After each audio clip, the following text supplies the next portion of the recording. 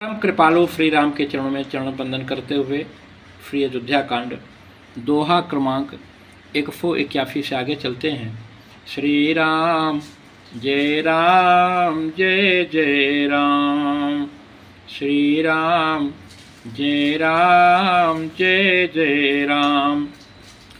गुर विवेक सागर जग जाना, अजी नहीं विश्व कर बदर फमाना। तुमो कह तिलक फाज फज फो, भय विद विमुख विमुख सब को। गुरु जी ज्ञान के समुद्र हैं, इस बात को सारा जग जानता है। जिनके लिए विश्व हथेली पर रखे हुए बेर के समान हैं, वे भी मेरे लिए राज तिलक सज रहे हैं। सत्य है, विधाता के विपरीत होने पर सब कोई विपरीत हो जाते हैं। परिहरि राम सिय जग माही, को न कहीं मोर मत नाही। तुफो मैं फुनब फहब फुख मानी, अंतहु कीच तहाँ जहाँ पानी। श्री रामचंद्र जी और सीता जी को छोड़कर जगत में कोई यह नहीं कहेगा कि इस अनर्थ में मेरी सम्मत नहीं है। मैं उसे सुखपूर्वक सुनूंगा और सहूँगा, क्योंकि जहाँ पानी होता है वहाँ अंत में कीचड़ होता ही है।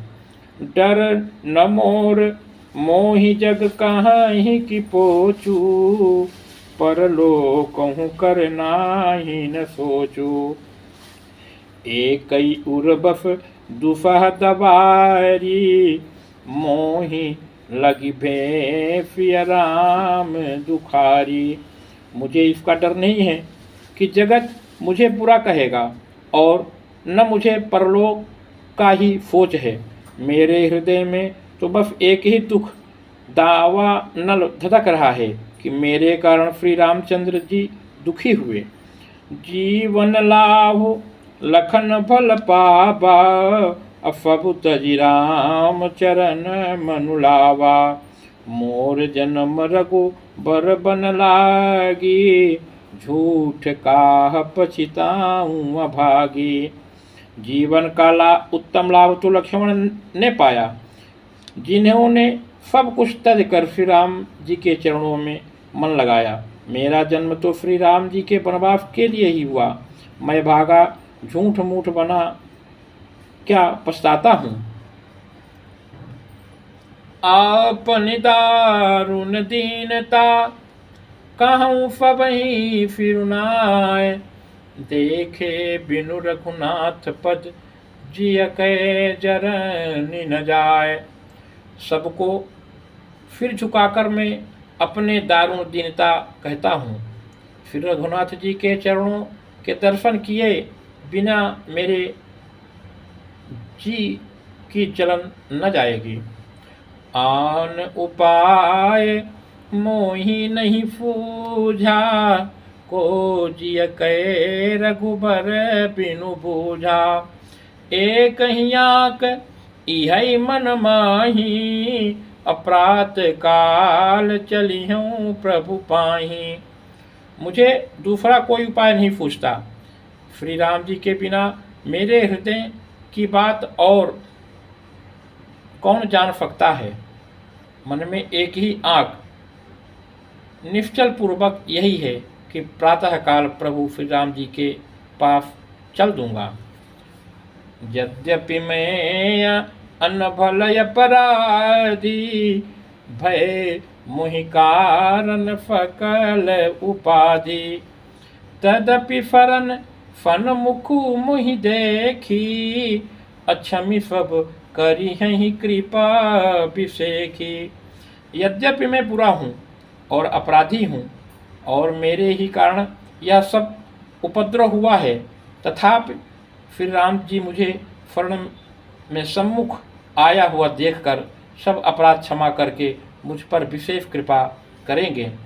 तो फील फकुच फुटी फरल फुभाऊ, कृपा फनेह फदन रघुराऊ। अरिहुक अनबल कीन्हन रामा, मैं शिशु सेवक जदपि भामा। श्री रघुनाथ जी शील संकोच, अत्यंत सरल स्वभाव, कृपा और स्नेह के घर हैं।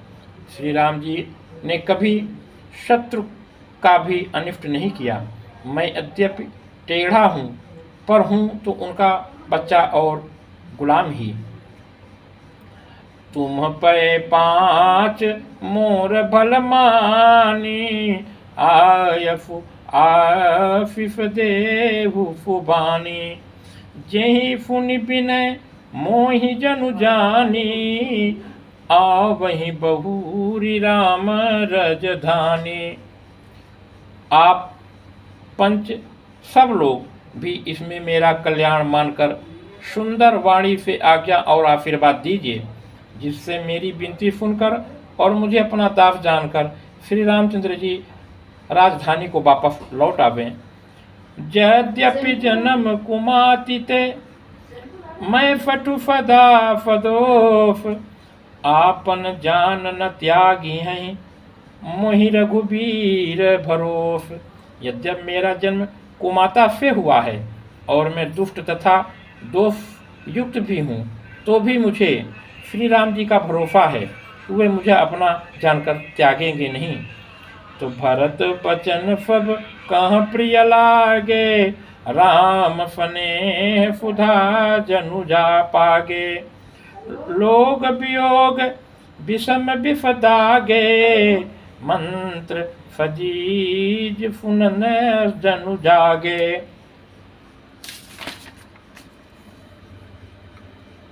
भरत जी के वचन सबको प्यारे लगे, मानो वे श्री राम जी के प्रेम रूपी अमृत में पगे हुए थे।